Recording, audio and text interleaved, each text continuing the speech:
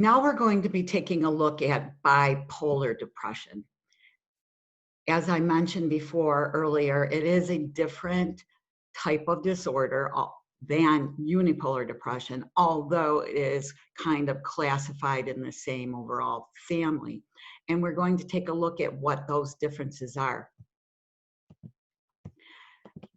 Go to our notes, and initially I just have a couple of links here for you to look at different people who I have, are kind of celebrity type people who've been diagnosed with bipolar, and a couple of other little pieces in which they talk about the need for community services and helping and getting out there and working with people with bipolar mood disorder, as well as other forms of mental disorder.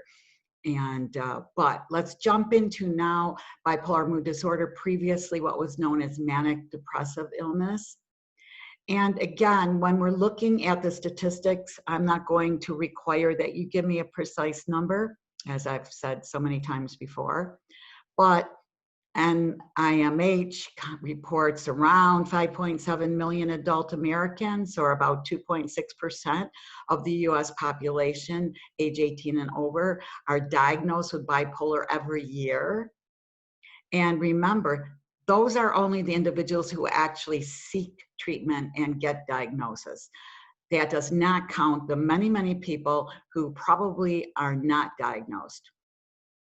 One of the things that is a little bit different from what many people think is that it can look a lot like schizophrenia in the manic phase.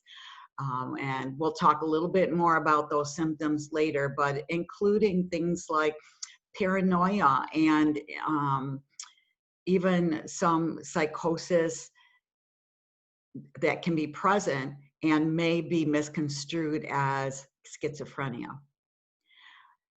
When we look at imaging studies and we investigate neuropsychological deficits, most studies indicate that there are issues in the visuospatial areas, or the right hemisphere specifically.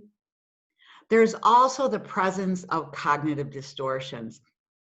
And again, I want to make the distinction between individuals who have mania and it may look like schizophrenia, or it may look like euphoria. Again, it's different for different individuals. In many cases, these cognitive distortions include like delusions of grandeur, if you will. One tends to attribute decreased fatigue levels, which occur during the manic phase, and increased streams of associations cognitively to personal abilities other than the situation, or other than the fact that their disorder is kind of putting them in that place where I'm smart, I'm determined, I can do anything I want to at any time that I want to because I am just super competent. Now, let me just mention, this is far different from trying to have confidence in yourself and attempting new things. Okay, that's a whole nother more normalized, hopefully, behavior. This is something beyond that. There is not always that euphoria that people think there is. That therefore there can be a mismatch between dysphoria and self-esteem. Now, I know individuals who have bipolar disorder, and in their manic phases, they tend to be more confrontative than they would be normally. And so it's not that they're euphoric, they're dysphoric, but they think they can take on the world, or they're going to fix this, and they get, actually, sometimes it looks like really bad temper issues. And I really hope to make this point, because so often individuals are misunderstood, and this disorder is misunderstood just because it doesn't fit the typical, classic profile. Okay, there are some biological underpinnings, as I'm sure you figured, or else I wouldn't even be talking about it. But there have been some neuroendocrine abnormalities found. And this might surprise you. Lots of times we talk about needing more melatonin for sleep cycles and rhythmicity. Well, you can actually see elevated melatonin levels in some of these individuals. And melatonin, excuse me, comes from the pineal gland. And remember that it's important in rhythmic functions, including the suppression of activity. And now there are counterintuitive aspects to these theories about the involvement of melatonin.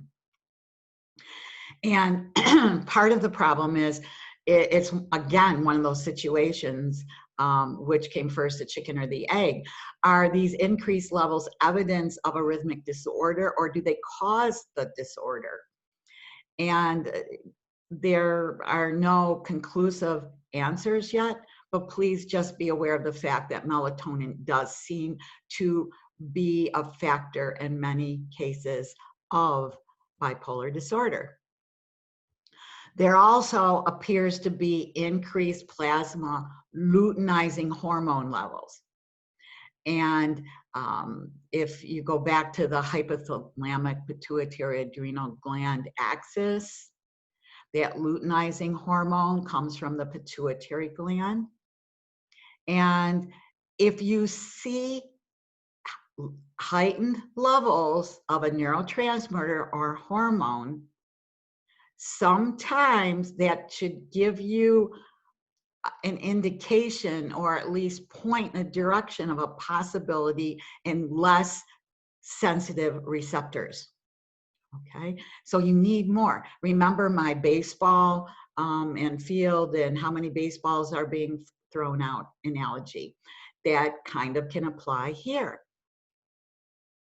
Also, remember that dexamethasone suppression test I talked about in clinical depression, unipolar depression? And that, just as a reminder, is where if you give an individual exogenous, okay, so synthetic glucocorticoids, cortisol, if you will, that your hypothalamus and pituitary gland should respond to those elevated levels that are circulating by decreasing their own hormones. And this, if they don't, this is called non-suppression. We saw that in many cases of unipolar depression. We also see that in many cases of bipolar depression. Also, there seems to be a blunted thyroid stimulating hormone response to thyroid releasing hormone, okay? Just a little hint, you might want to make a note here if you don't take biopsychostress or have never taken it. If it says releasing or inhibiting hormone, if that's part of the name of a hormone, it is synthesized and released by the hypothalamus. So this would be synthesized and released by the hypothalamus. And then the thyroid stimulating hormone is produced by the anterior pituitary in response to the hypothalamus's TRH. Okay. Now, I mentioned Cushing's disease earlier in the unipolar depression section. Mania is also sometimes associated with Cushing's disease. We have both those extremes. I mean, we can end up with depression because of the effect of glucocorticoids on brain structures, but you can also have manic phases because of hyperactive adrenals. And sometimes that is, I would say probably much of the time, that is dependent on where in the course of the disorder one is. And in rapidly cycling affective disorders, as we see in bipolar sometimes, there is also evidence of thyroid dysfunction. Not enough that you're going to like bring up red flags on your blood work. This is one of the things that is important, that when one looks at blood work, you interpret it carefully, and you don't necessarily assume that a little red flag here means, oh my gosh, you've got a serious problem, because it may be just barely out of range, and in fact it may be within your normal range. But there is also the other circumstances that can occur, and that is where you don't really pick up on it because it doesn't seem that off. So both thyroid, why is this important? Because both thyroid and steroid hormones play significant roles in establishing rhythms of physiological events, and then after the establishment of those events, modulating them. So if you have excesses or deficits, deficiencies in any of these, it can affect these normal physiological rhythms. That's an important concept. It's not a difficult concept, so try to pack that away somewhere, because it can help explain a lot of the things that we see in disorders that have been noted to have rhythm dysfunctions. Okay, let's look at the psychopharmacology aspect of it. For some time, the most common form of drugs that were prescribed for bipolar were neuroleptics. Neuroleptics are used to reduce dopamine transmission, okay? And we see that in the treatment of schizophrenia, which we'll be getting to after the first written exam, I believe. And I put it here. So see, you can tell how much I'm looking at my notes. Yes, used to treat schizophrenia. How about that? Anyway, some early findings suggested that tricyclics might lead to mania because they increase catecholamine levels, including that dopamine. And if you look back at the neuroleptics, we're trying to reduce dopamine. High levels of dopamine in certain brain regions produce effects very similar to manic hyperactivity and the thought processes that we see manifested during the manic phases of bipolar. So also, we've seen amphetamines affecting brain function in a similar way. Amphetamines produce effects similar to mania, and they are also dopamine agonists, not antagonists. They block the reuptake of dopamine, but not only that, they don't just block those little elevators so dopamine out in the synapse can't jump on and be taken back up into the neuron. They also reverse the transporters, those little doubles. The amphetamines will block, but then reverse them. So more and more and more and more and more dopamine is actually being shunted out into the synapse. More recent case studies don't show the same link with tricyclics particularly. And so it brought into question some of these other connections. And I want to take a moment here because this is so important. We talk sometimes about, oh, well, it's changing, just like today. Well, what they're telling us about COVID and how to handle this changing, that's because we're learning more.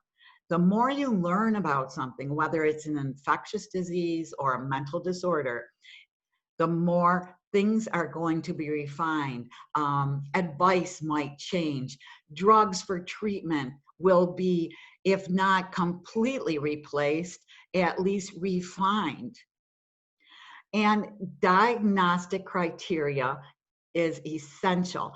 It is important that careful criteria is used uniformly in trying to investigate underlying causes. Okay, so there are reports of a long list of agents, drugs implicated in precipitating mania. And when I say agents, I'm not only talking about drugs, I'm also talking about other therapies. This might be like a shocking, in a way, cognitive therapy. Some of you might want to look into it and investigate this a little bit. And if you find more, please bring it back to me and I will share with the class, because the reason cognitive therapy can even work is because ultimately you are changing brain patterns of thought and thus potentially circuits in neuronal structures or brain structures. And it has been suggested that in some cases, certain types of cognitive therapy can actually kind of swing somebody into the manic phase. Now, again, I am encouraging you, do some research on this and let's share it with the class, because this is something that was a little more novel. And of course, there is controversy for probably obvious reasons. So just throwing it out to you. Parsimonious, here we go again. The Putnam Dictionary. I love the word parsimonious, parsimony. Stick it in your Putnam. I see it's another P word too. So parsimony is simple. Parsimonious is a more simple explanation. So the more simple explanation is that in a bipolar disorder, there's going to be a natural occurrence of depression as manias resolves. So, you know, mania, come down. Oh, kind of some depression, even if it's relative to where you were before and not that far under baseline for the typical person. And then when you swing out of depression, it may kick you into a manic phase. Tricyclic antidepressants are common treatments. So potentially or theoretically, there could be a correlation between the treatment and this switching back as one resolves from one extreme to the other, if you will, if you want to call, from one status, the status of being depressed to the status of being manic. Now, there are a lot of trickier, more involved explanations, and I don't have time here in this course to address them all and to look at all of the biochemical potential influences. And so we could get very, very specific about some of the mechanisms. But for this one, here is a parsimonious explanation. All of this, though, the idea that the dopamine, excessive dopamine in certain areas, limbic area, cortical areas, cause the same types of symptoms in other disorders as mania, kind of led to a dopamine hypothesis of mania. I am indicating one of the more original foundational articles introducing this thought. You can see it's in 1985. And although that sounds old now, and you know, if you are looking at you know, 2015 articles, but we're talking about really some of the pioneering work in terms of trying to get at bipolar disorder. Other therapies that we may see are lithium. Lithium tends to have both antidepressant and anti-manic effect, so it's considered to be a mood stabilizer. And it does seem to have notable effects on circadian rhythms. And remember, we've been talking about rhythmicity even back when we were talking about unipolar depression. Electroconvulsive therapy is usually superior to lithium in the anti-manic effect. We think about it in terms of reversing depressive episodes, the severe depression, but it also can be very useful in providing anti-manic effects. Now, again, it's because in a way we can think of it as potentially kind of restarting different circuits, resetting biological rhythms, perhaps. Again, many theories related to this. I could spend the entire rest of this, at least half of the semester on this alone, if not the entire semester. But for now, this is where we're going with it. Valproic acid, many of you will probably recognize this more as Depakote. And Depakote is, I know several people who I know who have been diagnosed and are being treated with bipolar disorder have either been on Depakote or are currently on Depakote. And Depakote also is an anticonvulsant. And so I included a link here. It's kind of more of a commercial type link. So it's very straightforward and it's definitely commercialized, but it seemed to provide some pretty basic information that's important. And I pulled these two statements directly from this link. It appears that valproic acid, Depakote, increases the level of GABA. Remember GABA? GABA, oh yeah. GABA, inhibitory. The most inhibitory transmitter that I have introduced in this course. And the one that is most often the target of medications when there is overactivity or overstimulation in areas of the brain. Also, it's thought that, these types of valproic acid can reduce excessive communication between neurons. Now, this is one of the reasons that I tortured you so much about initiation of action potentials. The action potential is what makes a neuron fire, and it fires, and then the action potential travels to the end and is the reason that that neuron will release neurotransmitter into the synapse. And if it does that too much, then you're releasing too much neurotransmitter, that's too much communication. It's like, la, la, la, be quiet, be quiet.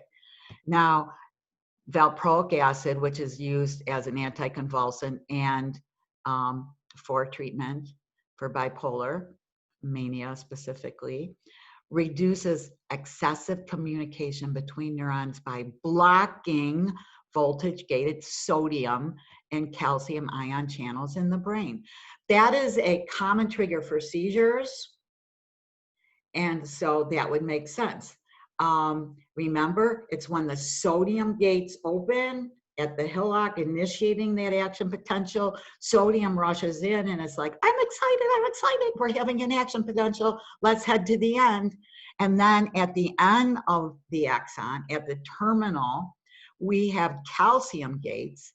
And when those open and calcium flows in, it actually promotes more, whoops, there's my juice, of the release of the neurotransmitter. Excuse me. Before it leaks all over the floor. Anyway, like I said, pretty close to class, huh? Some of you know I have a tendency to get excited when I'm lecturing and trip over things and run into things and spill things. I'm trying to stay right in one place because otherwise you wouldn't be able to see me. So not sure if that's good or bad. Anyhow, let's move on to the cognitive therapy. Previously, it wasn't really thought to be suitable as an intervention for mania, in part because I believe anyway, that it was like, well, if you're in a manic phase, you're not going to be able to focus and concentrate and take in the suggestions and that interaction that should be occurring in cognitive therapy sessions. But now it can in some cases be a useful therapy. It seems to be particularly if manic states arise partly as a consequence of interaction of underlying changes, biological changes, when we've been talking with those cognitive distortions. The cognitive distortions particularly. And it also needs to be used during the less intense phases of mania because of what I initially said in terms of why it was not previously thought to be suitable. I really would like you to know this. Hint. If it is used during the less intense phases of mania, it is thought perhaps it can help to deter the more full-blown mania. And that would be good. So kind of be aware of when and when not cognitive behavioral therapy may be, or cognitive therapy may or may not be useful in treating mania.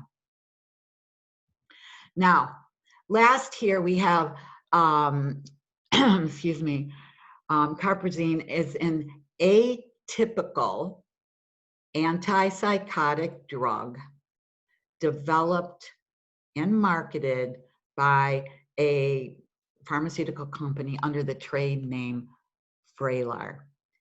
You're probably seeing that on TV sometimes. One of the reasons I wanted to bring it up. And when we're talking about an atypical antipsychotic drug, we're talking about a drug that does not target all of the dopamine, the 4 dopamine systems. It's selective. And this particular Vraylar acts as a D2 and D3 receptor. Now we're getting a little fancy, partial agonist with a high selectivity towards that D3 receptor. Now, I haven't talked much about dopamine receptors up until this point. Just kind of like start getting in your brain this D2, D3 receptors, because when we get to schizophrenia, we'll be talking more about dopamine receptors. I just want to introduce the idea here, and I don't want to barrage you too much because, you know, as we approach the time for the first written exam, I want you to be focusing more on the things that I have pinpointed in the oral exam questions and what will be on the review sheet coming up shortly. By shortly, I mean soon. For that written exam. It's a midterm, if you will. So this mechanism is relatively unique, the mechanism of this particular drug, Vraylar, because many other antipsychotics are both D2 and 5-HT2A agonists. So it's got a little more, it's more tweaked, if you will, and may be very useful for some people. Now I'm going to do what I rarely do with the remainder of this, and I'm also with my postpartum depression notes that are coming up. I'm giving you a link for your benefit if you want, and I'm giving you full text. I'm going to just now go through these briefly. For some of you, this is like old news because you've taken abnormal psychology and you have addressed these, or perhaps even a couple of other psychology courses. But this is a chart, a table that symptoms of manic or a manic episodes and what they include, what those symptoms are, and the symptoms of a depression or depressive episode. That these should not be hard or tricky. They're very straightforward and, in my mind, very intuitive. However, here is also some illustration of how this is not the same for everybody. You can have a huge range in mood, or you can have a much less noticeable range. And this scale shows severe depression, moderate depression, and low mood, okay? And some of the relationships. So I'd like you to take a few minutes on your own, and don't worry about me talking you through this, because pretty sure you can read this just fine. And it gives you a little bit more information about those particular symptoms and how they may present. The other thing that's really important before I finish this particular lecture is the difference between bipolar 1 disorder, bipolar 2 disorder, bipolar disorder NOS, not otherwise specified, and cyclothymia, which is really a mild form of bipolar. And you can see there's very specific kind of criteria for each of these. I encourage you to know these. That's another hint. Bipolar 1 mainly has, it's defined mainly by manic or mixed episodes that last at least 7 days, or by manic symptoms that are so severe that the individual needs immediate hospital care. Usually the person also has those depressive episodes, typically lasting at least 2 weeks. So you can see these symptoms mark major changes in a person's behavior. Bipolar 2 disorder, however, is defined by a pattern of depressive episodes shifting back and forth with hypomanic episodes, but none of those full-blown manic or mixed episodes. And the third, and you've probably seen these in other psychiatric disorders, where if somebody doesn't fit into one of the categories, they have this category. Not otherwise specified. When a person has symptoms of the illness that don't meet diagnostic criteria for either 1 or 2, bipolar 1 or 2, maybe the symptoms don't last long enough, or maybe that person doesn't demonstrate as many of the symptoms or as severe. But the symptoms are really not truly characteristic of that person's normal range of behaviors. So, and then again, this is the it's like cyclothymia, of course, cyclothymia. The symptoms don't meet the diagnostic requirements. So please take time and be aware of the differences among these diagnoses, and that will help you kind of see that not all bipolar disorder looks the same. That is kind of wrapping up this portion of the depression, specifically bipolar depressive disorder. And I am going to move on and do a very brief presentation of material on postpartum depression, not because it is less important at all, but because I am providing pretty complete links and also text that is very self-explanatory, and I think it will help us move through this. And so we're going to be moving on to that next. And I will kind of sort of see